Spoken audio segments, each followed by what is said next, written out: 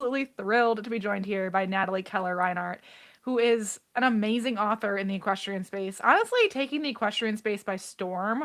My understanding is like Natalie's books and the equestrian topics are kind of like a one in a million in this industry, and so cannot wait to jump into not only her stories but her expertise of writing in the equestrian market. Natalie, thank you so much for joining us. Hey, it's my pleasure. Thank you. I feel like it's been a long, slow storm. Like if this were a real storm, you'd be tired of it by now. Like move on already. I I started in this space in 2011, Wow, and yeah. that was on the heels of blogging for several years. So I think I've been writing for horse people for almost 20 years, which Oh my is gosh. And was deeply your disturbing. It's the first background, time I've vocalized that. it's a safe space. Mm. Um, was your background in like journalism or writing or literature? Like tell us a bit about you. Yeah, that's so I always like intended to be a writer from like my very smallest years. And I did pursue journalism like in college. And I did a little tiny bit of freelance work. I'm really bad at pitching ideas. And I feel like that really shows like in the way I plan novels now, because even now, like I don't have a plot until I've written like most of a draft. Like, I'll have put 3 months into something and go, oh, that's what this is about. And then I have to go back to the beginning and sort that out. So I'm more of a vibes person than like a solid ideas person. And that's probably why I was unsuccessful at magazine writing. That's amazing. I respect that. Yeah, you got to go where your strengths are. Totally. Yeah, that's you're self-aware and that's all that matters. That's it. Okay. So you are you a writer for decades, have a ton of Mhm. experience in this space. Before we dive into kind of the logistics of that career path, I would love to learn a bit about your stories and your books. So, for listeners who might be new to your work, can you tell us a bit about the books and the stories and kind of what people can expect from a Natalie Keller Reinhardt book, novel? Yeah, so I like to write really, really realistic fiction, and I draw on my own personal experiences and the things that I observe as thankfully I get a little further away from my years like as a working student and as a pro rider and grooming for a 5-star rider and all the things that I have done.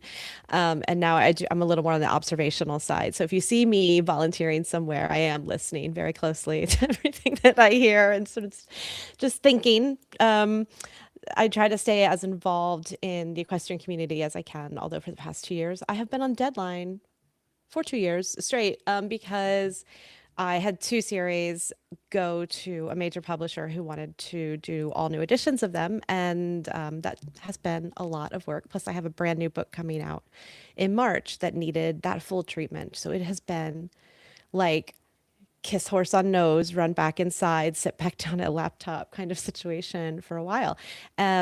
The nice thing is that the books that are with this publisher are my eventing series. They're my most popular series of books, and they are truly a look inside professional eventing. Every now and then somebody takes real exception to something that I say is truly a look inside the world of eventing. And I say, lucky you, because I really do write from experience, the good and the bad. And yeah, so I have over 30 books, but those, the 8 book eventing series, and now my new book, The Jump, and then my Briar Hill Farm series that comes out again in the winter are like my mainstays that people go to first. So yeah, that's a quick intro. Yeah, no, we can get more into the nitty-gritty. Mm, Okay, so you write from experience. Tell us a bit about kind of exactly what your background is. You hinted at it, but just yeah. give us more of your equestrian background as well. Well, I started riding when I was 10. I was a weekly riding lesson student at a hunter barn and got my first horse a year or two later. And I was always a working student. So I was always, and my horse was kind of a working student too, because he was used for lessons. So I had the kind of situation where I'd get to the barn, unannounced and have to wait for somebody to finish on my horse before I could see him. Um, and so that just became kind of like the cadence of my life. Like I've always worked off my lessons, worked off my board, worked off riding time. And then I figured out how to get paid for it briefly. Like I was an exercise rider. I have bought and sold horses. I have worked at the racetrack. I've worked in breeding. Like I mentioned, I've been a five-star eventer's groom. I was a mounted officer in the New York City Parks Department. So anytime you could get paid for horse time, that became like it didn't really matter what the discipline was or if I was progressing anywhere. I was just learning something new, working with horses and getting paid actual money for it most of the time. Feels like you were doing And market research. yeah, that's what it turned into. I used to do something new every 6 months or so because I get bored easily and because a lot of times after 6 months the person would run out of money and stop paying me. So it became it became easy to move on to the next thing.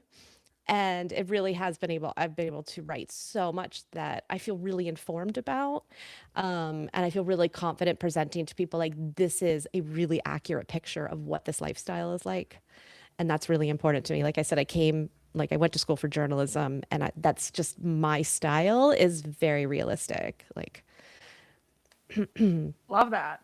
Um, what this might be a silly question. What genre do your novels fall into? they tend to get they tend to be called like women's fiction because they're Okay. about women. Uh, and we don't want men reading those, Yeah, obviously. they wouldn't understand. Yeah. So we don't have men's fiction and women's fiction. We just have women's fiction, and they tend to get slotted there. But I would call them straight as contemporary fiction. Like these are books about people, places, and things. Love that. Ah, I apologize. They're about people having problems and working through their problems, and people's relationships and their friendships. Friendship is a very big theme in my books, and like the camaraderie of women at the barn. But then again, how are you 30 years old and you have an arch nemesis at the barn? Like all of these things play into it. So, the relationships are horse and human, and so that's one reason I like to call it equestrian fiction. It's just to kind of give it its own little genre of its own. I love it. Making space for yourself. That's perfect. Hmm. Um, okay, what's your target? Who's your target audience? Gaining that it's adults. Is that right? Yeah, and actually, so with my book Ambition, which is the first book in my eventing series, that was the first time I found out sort of via social media that lots of teenagers are reading these books, and that they're very multi-generational. So like people will put in an audiobook of one of my books and they'll go to the horse show together, and there'll be people from 12 to grandmother in this truck together. And it made me think, oh, I should be careful what I write. Uh, but other than that, I do see like my eventing series specifically as being like written for adults, friendly for teenagers. And when people ask me, oh, can my 12-year-old read this or whatever? And I'd be like, does your 12-year-old like know about cuss words? Yeah. And if they say no, I'll be like, well, they do. Uh, Yeah. they they cuss better than you. And then if they say, oh yeah, she's a horse girl, she knows all about swearing at the barn, then I say, yeah, great. Whatever, the age is sort of dependent on what someone's personal reading level is. So yes, they are written for adults, but I have really found that my audience is all ages, all ages. And since eventing series came out, it's really become like, oh, this isn't just for horse people, because I get messages from people who have never engaged with a horse, maybe never touched a horse, that have read the entire series and are asking for the next one. I believe So it. they're really universal topics, and it gives people a view into a world that they wouldn't experience otherwise. So in the case of like a non-horse person, how much explaining are you doing of like how these sports work? I really don't do any explaining. I sometimes I throw in, a sentence when it's sort of introducing, in like the first couple of chapters, I might throw in a sentence about what the aim of the rider is in whatever they're doing. I just wrote a sentence that was something like dressage. In dressage, you had to find the line between exuberance and submission.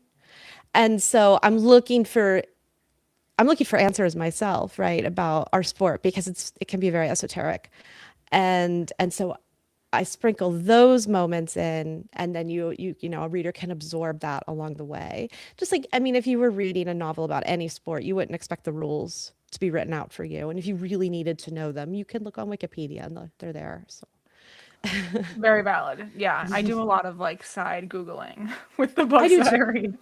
The greatest thing, I love reading historical novels like in ebook so that I can just highlight an interesting word and go down a rabbit hole with it. Totally. Yeah, So like fun. what are they talking about here? And then Mm, Wikipedia, like all of a sudden it's an hour and we've become experts on a new topic. my That's favorite. awesome. Okay, you mentioned the audiobook. Your books, are they all an audiobook? That's amazing. Tell us like who recorded those? What was that like? So Summer, the Eventing series is on audiobook. My new book is on audiobook. And my Grabbing Mane series, which is two books, they're called Grabbing Mane and Flying Dismount, and those are about being an adult amateur. Those are on audiobook. Audiobook, I don't do the work. That is for hire. You know, with fiction, it's best to hire somebody who is a professional. They're a trained actor, and as such, they command really high prices for their time. So anytime a publisher comes to me and says we would like to publish this as an audiobook, I say yes, please, because it's very expensive to do on your own.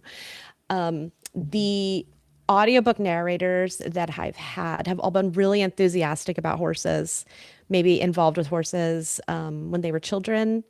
And, you know, now they've moved on and they work in performing arts, and a lot of them live in the city.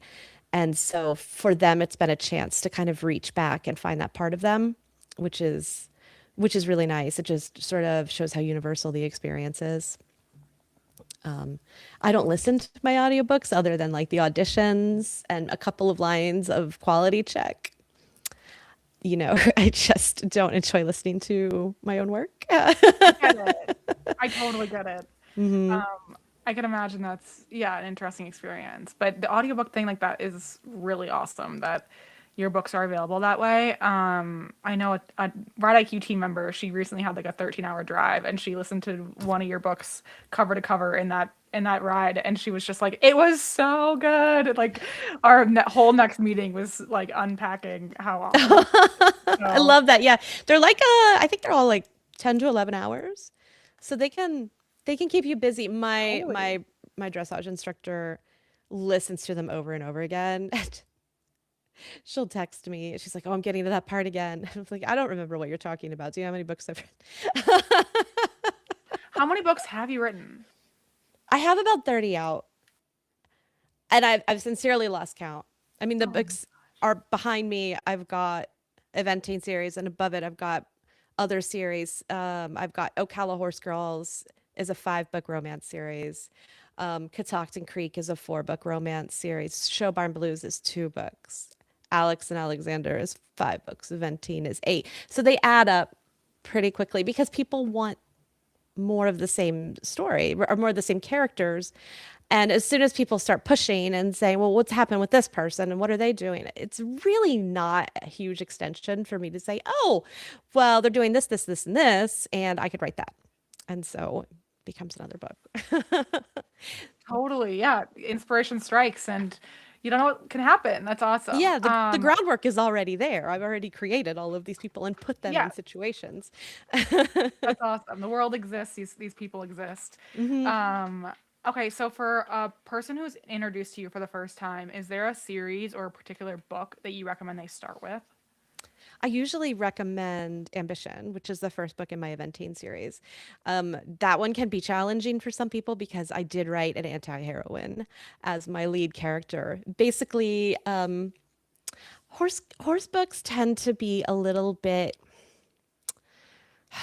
they're either tragedies, right? And in the end, everyone dies and it's very sad. And oh, the horse died. Oh, I didn't want to write that. Nobody wants that. And then the other option is that it's a really golden-hearted person who is going to achieve her dreams with her rescue horse. And I definitely didn't want that.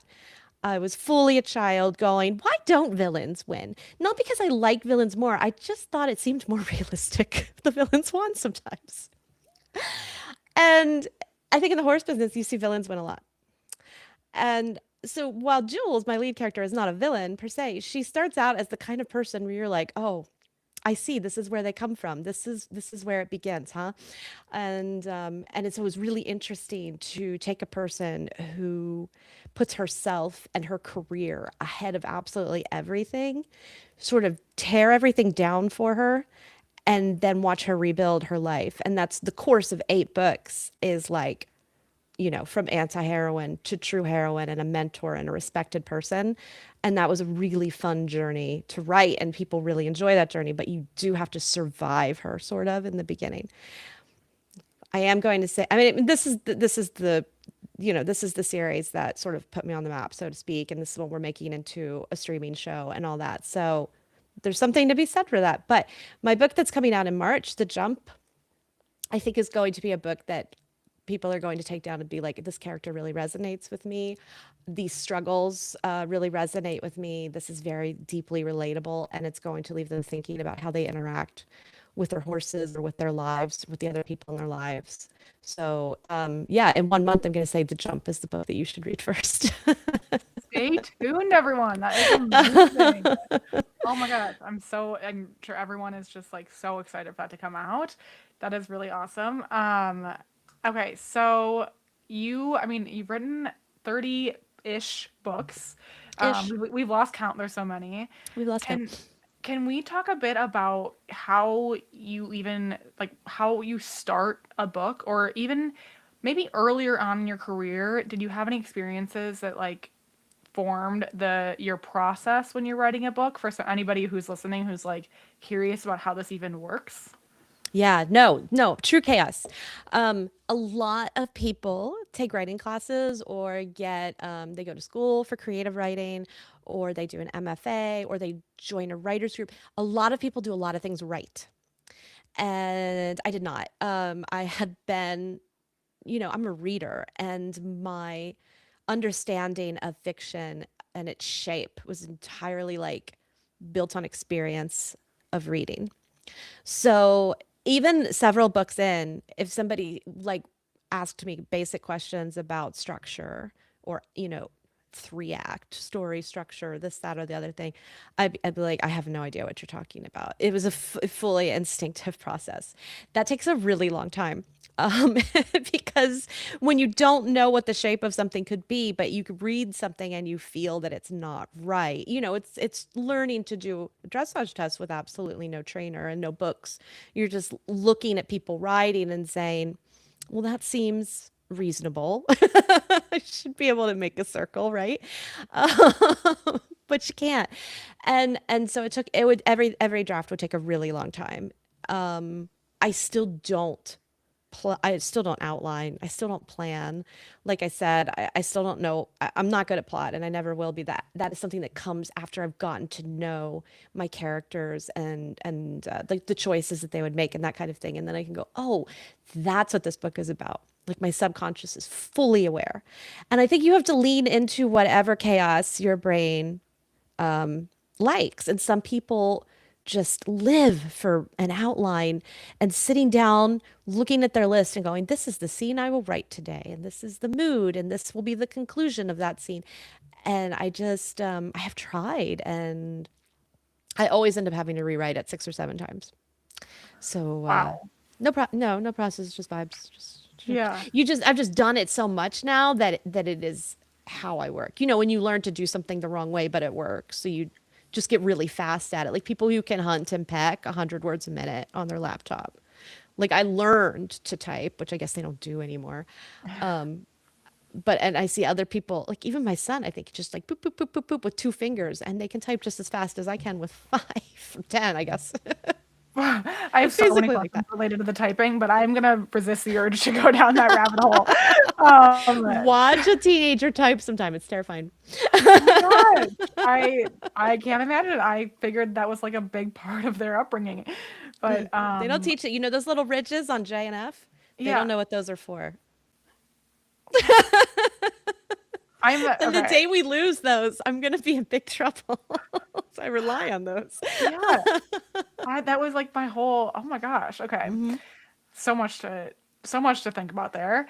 Um okay, so your process really revolves around chaos, which I Yes. respect. It's your own form of It is, and I the didn't even process. really know until I started listening to a lot of writers, like podcasts and writers talking about how they do things and going, well, that doesn't sound even possible what they're doing. What do I do? And I really sat and looked at my methods and I was like, "Oh, I'm doing a thing." But there are other people like me and every now and then they crop up and then I feel a little sense of camaraderie and kinship and safety that I'm not doing something entirely wrong. Totally. I mean, you're not doing it wrong. You have 30 some odd books, Natalie. Like you're doing something right. Something. I Um haven't figured it out yet.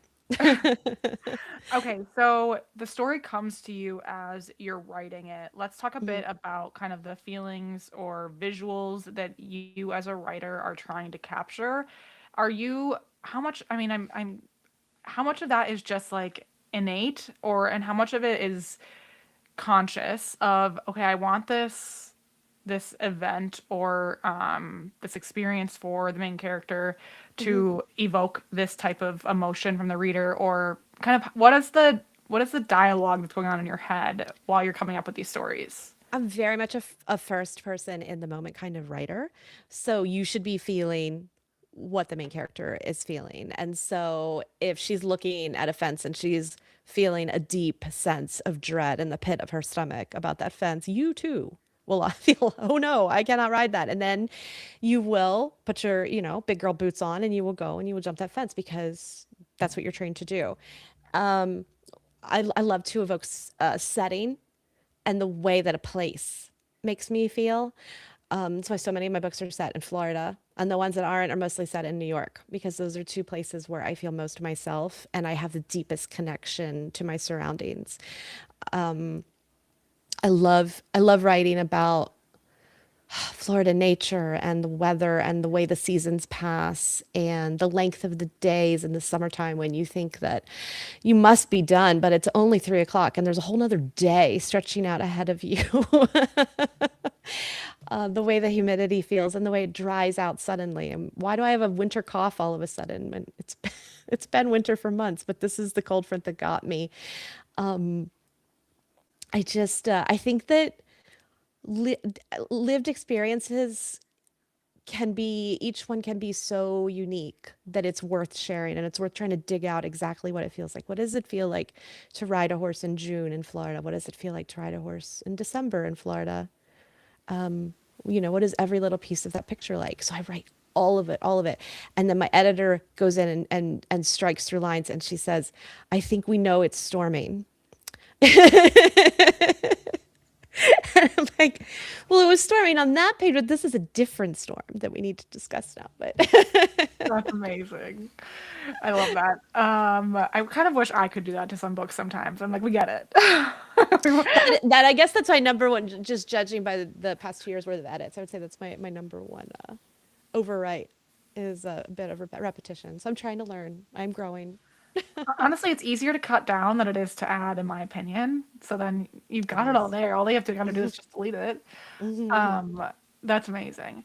Okay, so big first person visual writer. How about the stories themselves? You said a lot of these are coming from lived experiences and things that you've actually seen happen. How careful do you have to be of like not getting not being too on the nose about the stories and the experiences that you've had with people?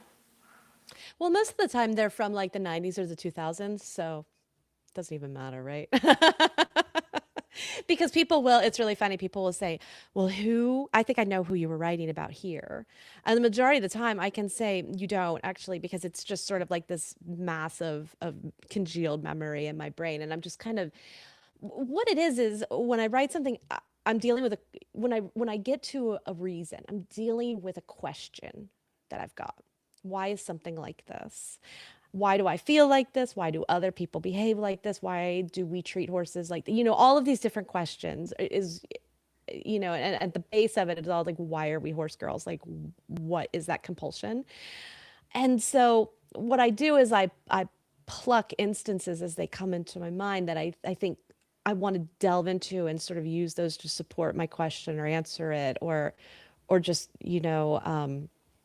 sort of just like dig into on my own. So it's never really like taking an instance of something. For one thing, I don't have that kind of memory. I have a very cloudy memory. So I can't like say this exact thing happened to me on November 4th, 2004, and I'm putting it into this book.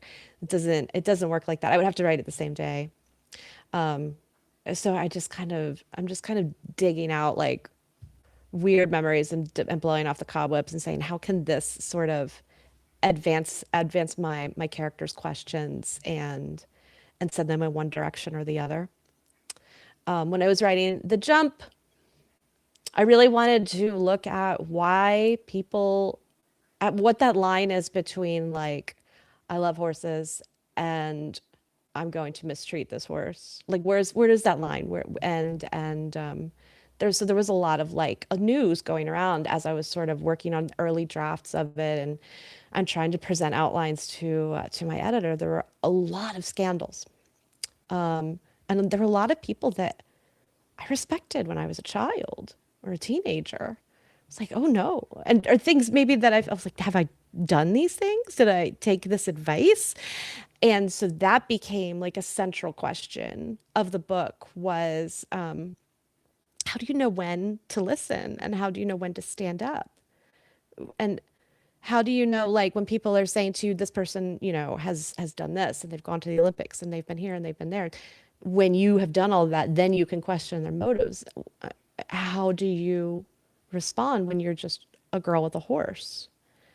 That sense of your own ownership, your own agency, your own ethics when you're at a developing point in your life and your career became really, really interesting to me. So, and it wasn't a case of like, well, I'm going to base it on this scandal or that scandal, but I did sort of think about them as I was writing them because luckily I don't have a huge store of like abusive techniques in my repertoire. So I Yeah. couldn't just go, well, if I wanted to upset somebody, I would do this. Like I did kind of like skim through some old like Chronicle the Horse forums and stuff like that and go, what are people doing? And that wasn't fun. Yeah. And I was not, I did not do anything in a graphic nature, anything like, because still want this to be a fun reading experience, but I also want people to go, oh, what would I do? You know? Yeah.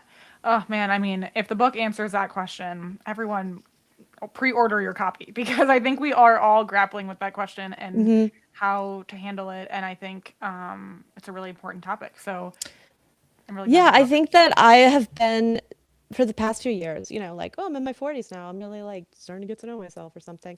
And especially like I have so much room for sort of sandbox on like adulting with horses, which is the podcast I do with Heather Wallace, where we've just had these really frank discussions about how we've changed, who we were as adolescents and teenagers and in our 20s, and how we look at our horses now, and finding that line between childhood and adulthood, and the birth of your empathy.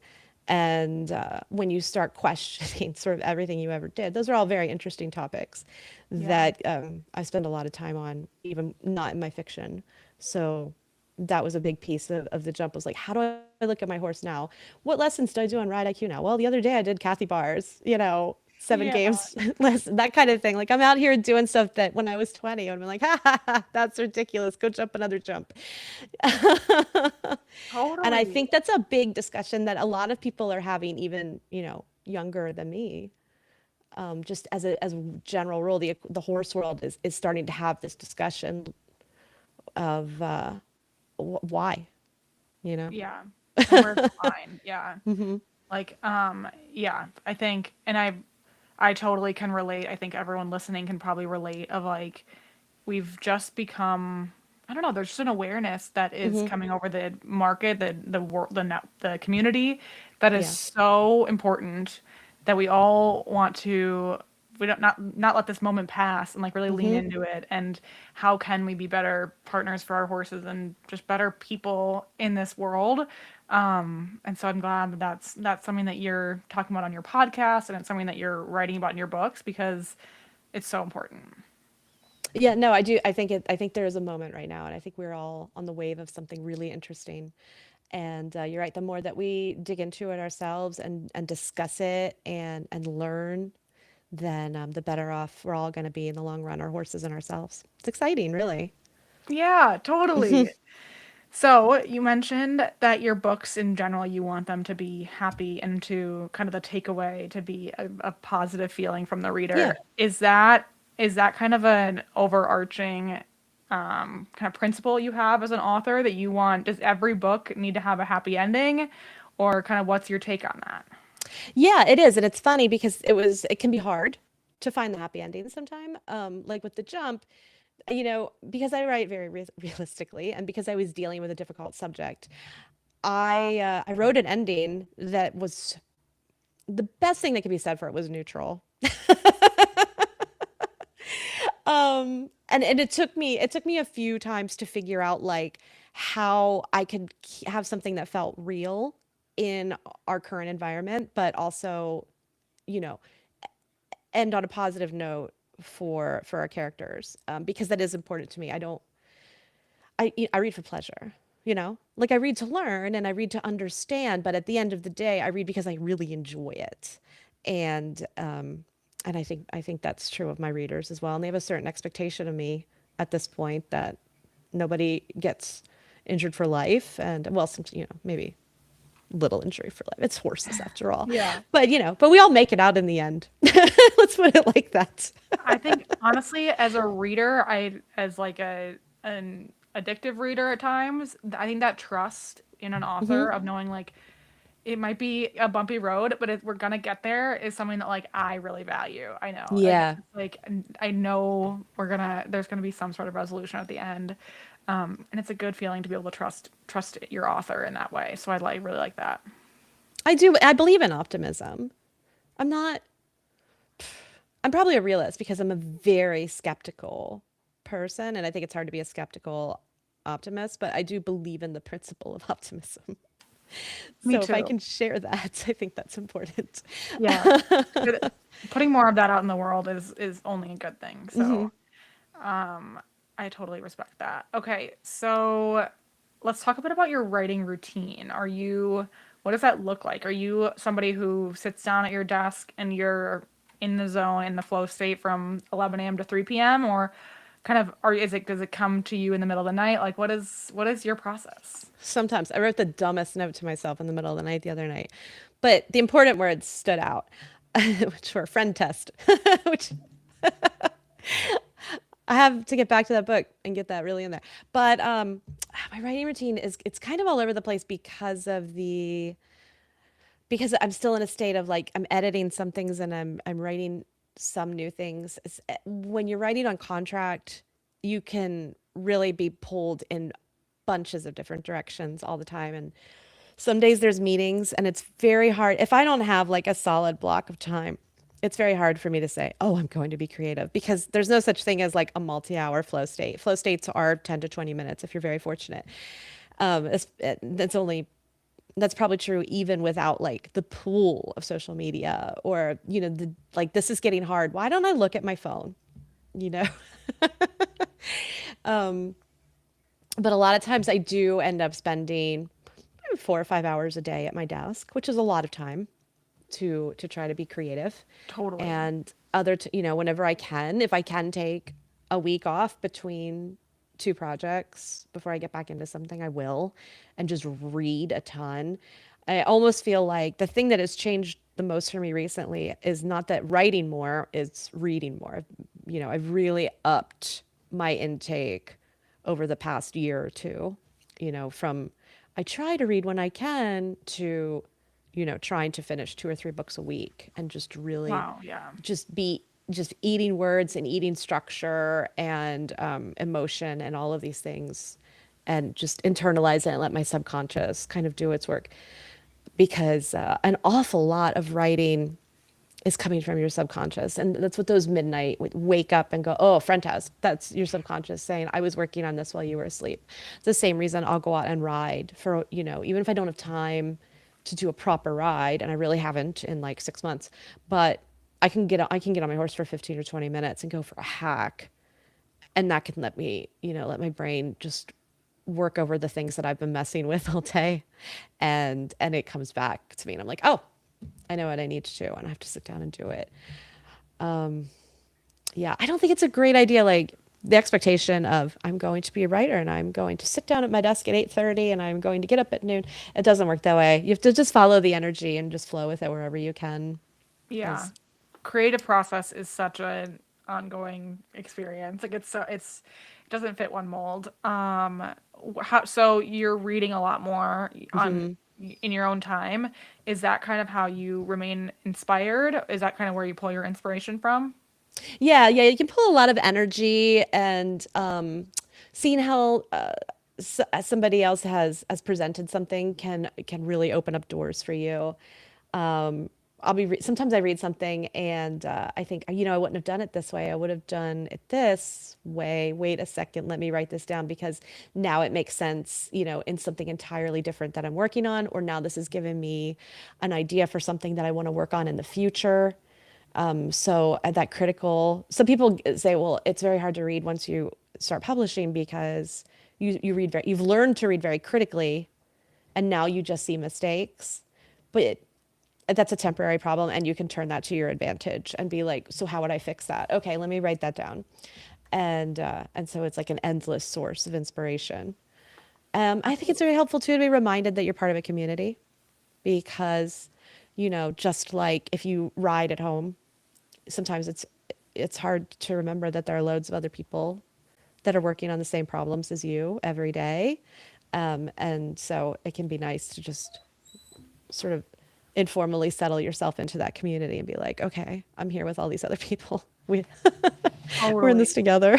Yeah, I think that I feel that about so many things in my life. Um, okay, so you started with a blog and then then you went from your blog to actually writing novels. What did that transition look like for you? And did you self-publish to start? How did you get to now you have this publisher that you're working with on all your upcoming series, all the way to now having a Netflix show? So, like, what does this look like? How did that path evolve for you? And yeah, kind of just how does that how did you go from point A to point Z? The blog was cool because the blog, a lot of people come out of fan fiction now and they'll say like, oh, I cut my teeth in fan fiction and it taught me how to present my work to other people and accept criticism, or maybe not accept it but live with it. And that was what blogging was for me. I had been blogging for several years. It started out with a farm blog, and then it became about a retired racehorse that I went and adopted and was retraining. And I sort of followed all the process of that. But a lot of my blog posts, they weren't just like update today I rode my horse. They were essays, so they had a purpose. And so that kind of taught me a lot about how to structure my thoughts, put them in front of people, and wait for their criticism. And it helped me amass quite a few readers. And so when I had a piece of fiction that I had been working on for years, and it was a novella, and it was about why are we why are we doing this to ourselves? Why are we horse people? And it was set in horse racing, and it felt ready. Some people had read it. I didn't feel like there was anything else I wanted to do to it, and I decided to self-publish it because it felt like it was specifically for horse people in a way that it was literally exactly how I wanted to share it with people. And the publishing world is set up in a much more general fashion. And I really felt like there would have been a lot of, if somebody wanted to publish it, which probably not.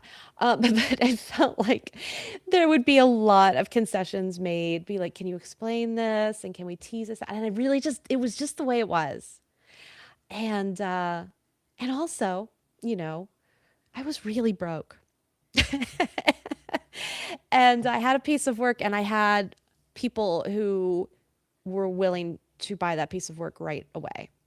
And so this was in 2011, which was kind of self-publishers call it the golden age of self-publishing because a lot of people had Kindles and there weren't a lot of books to put on them. So it was an easier time to break in. Doesn't not to say that everybody could break in, but I was really fortunate that I already had this reader base, people who really loved reading what I had to say. And so they bought it. So I wrote another book for them again, and I self-published it because I had readers who were interested in it. And again, it was, it was money in 60 days. So I really wasn't any way to turn that down. And it snowballed. And the eventing series in particular was one that just kept selling and kept snowballing, and people kept asking for more of that character, more, more, more. And it wound up, with horse people in all sorts of positions, including a horse person sitting at Amazon MGM Studios who wanted to make it into a TV show. And so that's where the TV show contract and the publishing contract came from, was finding the right horse girl, Honestly, just incredible. putting it out there and waiting for the right horse girl to find it. You have to be so unbelievably proud of what you've created, Natalie. Like, this is, I mean, it's having such an impact on the equestrian market. And honestly, like, as you're saying, it is also, you have non-horsey readers.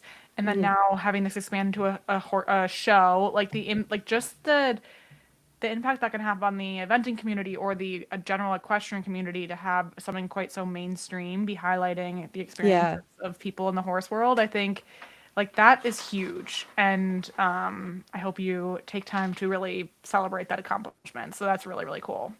Thank you. A lot of times I'll do a podcast and somebody will like read my bio. And I just think that can't possibly be me. Like, because nothing What are they about, talking about? well, the things that change in your life is like, well, I have more meetings now, and Yeah. there's a lot more moving pieces to things that used to be really simple. Uh, Yeah. but it is really, it's exciting. Like I went to a book event in Gainesville last night, and I introduced myself to someone just because we were both called Natalie, and we thought that was interesting and funny, and she asked for the rest of my name, and I told her, and she said, "Oh, you write the equestrian books." I said, "How do you know that?" Amazing. I mean, not for nothing. I literally have a book event there, like in a month at that exact bookstore. But I still was just weirded out, like how we're at a book event, not a horse event. Like I'm used to people knowing who I am at horse events, but Yeah. this is in the wild. That is so awesome. Um, okay, you mentioned critique and kind of some feedback that you'll get that like just that comes is inevitably comes with putting your work out there. Yeah. How do you as an author take that in and do you what do you believe as far as feedback goes from your readers? Is that something that like do you have rules around what you'll take in and adjustments you'll make or is it how it's written and that's how it is? Kind of what's your thought on that? So the feedback that a writer can work with, number one, is pre-publication feedback. So if you're inclined to write a review and say, I think the writer should do X, Y, and Z instead, they can't. It's already published. So you're, it's not going to change anything. But I have over the years acquired a lot of early readers. Usually they start out in my Patreon because I tend to publish very early glimpses of what I'm working on. I'll put a Patreon and people, comment, tell me what they think, tell me where they think it's going, which is always really interesting for me because maybe we have completely different ideas. And so I get that look inside readers' heads really early on, which I find just incredibly helpful. And then some of them I'll give the full draft to once it's in a readable spot and ask for their feedback on it. And like a paragraph, like how does this make you feel? And if I get the feedback and it's got something critical in it, and three different people point it out, then I go, I might have an issue there. If I get something critical and I'm not sure if I agree with it, I'll usually try. This is a recent discovery, by the way. I'm not always this self aware, but I'll usually try to figure out how I presented something so that they read it that way. And I do that with my editor at the publisher as well, where if she said, if she, she says, I don't think the scene is working, and I do think the scene is working, then it's my job to figure out how I can save the scene, you know, like, and it's usually like one or two lines. It's usually so small. And I think that's something really important that we lose track of when we're dealing with criticism is it's usually like one or two lines can change the way a reader feels about almost anything, unless the whole thing is just bad. And then if it's just bad, then you probably got a much longer criticism than. But finding early readers that you trust, it's not easy, and it is a process. And I couldn't do it in person. Like I couldn't go to a writing circle and like read something out loud and then have people critique it. Like, are you kidding me? I can't believe there are humans that can do this. But it's kind of an accepted practice. It would kill me. I would literally run out of the room screaming. So, but I can read it in an email. Yeah, I can relate to that feeling. Not that I ever put anything really out there, but I can imagine that that would be. I can understand that. I couldn't even read it out loud if I knew they were going to applaud at the end, let alone tell me what's wrong with it. And and people will fall into, you can fall into a trap of saying, well, reader A didn't like this and reader B didn't like that and reader C didn't like this other thing and I have to fix all those things. But reading is incredibly subjective and it's possible that you don't have to fix anything, which is why I usually have a three-person rule for a big change where I go, oh, three people found this. That's a real problem. The three-person rule is such a great rule of thumb. I think that applies to like most things. Is like, It does. yeah, once you've heard it from three people, let's like take Yeah. a step back and actually reassess. Yeah, like I'm not super creative. That's a real rule. Yeah, yeah, The rule of three applies to everything. yeah. Okay, amazing. So what you're utilizing the books you're reading to kind of inspire and get new ideas as far as how you're going to approach different elements of your novels. What is your genre of choice? Like what are you reading now or kind of what kind of books do you like to read? I read historical fiction like my candy, and really, I'm really into 20th century historical fiction now, which some people hate that exists. But that could be anything. That could be from 1900 to 1999. And I just love it all. 21st century contemporary fiction right now can be a little reliant on phones and therapists and like all of these very modern and specific solves. And so I think I'm getting a little bored with those. And I think a lot of writers are going back to the 90s, especially in digging in because it was before we had a phone and a fix for everything. So those are really interesting. And I love anything with a really strong sense of place. I love deeply regional novels. Like I read a book came out today, Sarah Marer's book, A Good Animal, which is set on a farm, like a sheep farm in a like a very rural place. I want to say in the Upper Peninsula. And so of Michigan. Michigan's the one with the Upper Peninsula, right? Yes. So good at geography, except for the Upper Midwest. It's very hard. And through that book, which has this beautiful sense of like living on a farm in the countryside, there I found out about another author. Her name is Ellen Airgood, and she wrote this book called South of Superior, which is about a small town on the banks of one of the Great Lakes. Lake Superior, and I absolutely fell in love with that. And so it's not like I've never been to this region at all. I've never seen I don't think I've ever seen a Great Lake. But books set there just absolutely always wow me. The culture is so tight and unique, and that's one thing I love writing about Florida, or I love writing about New York City. Is like these really tight regional cultures are super fascinating to me. So yeah, mostly historical fiction and contemporary fiction. I don't read really. I don't read mysteries at all. I don't understand mysteries. Too smart for me. Uh, I don't read thrillers. I don't want to be thrilled. Nobody thrill me. Uh, That's amazing. I just like people's experiences and like how people move and change and relate to one another. I think it's just just give it to me over and over Yeah, again. super cool.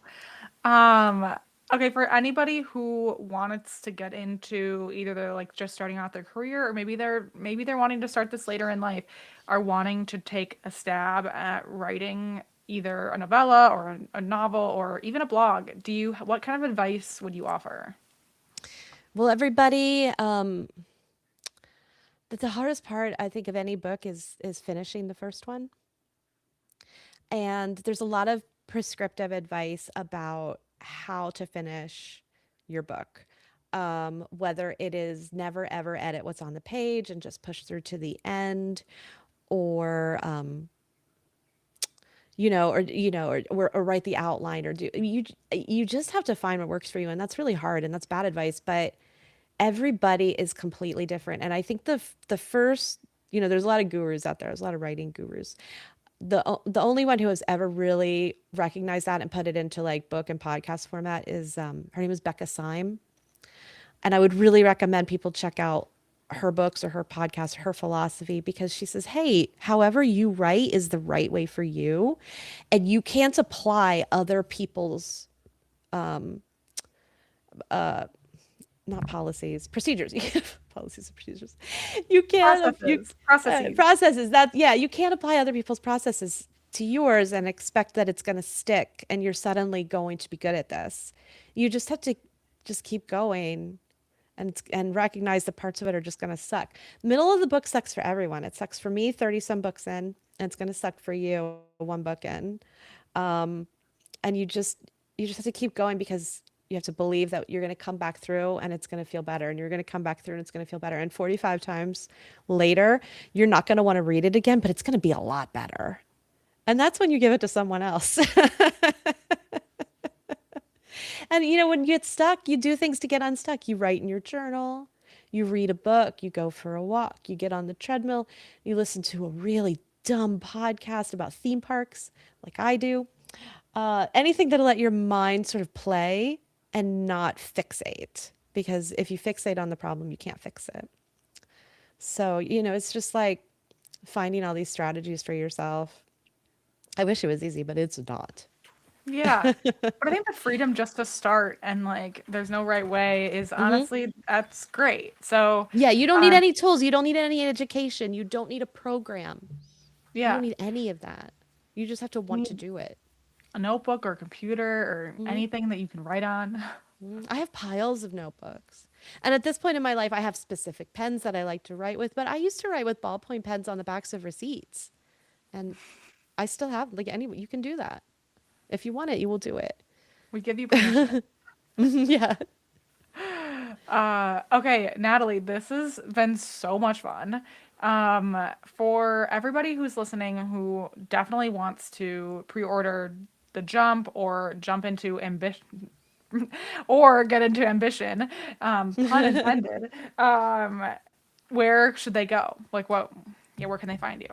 You can find my books at your favorite bookstore.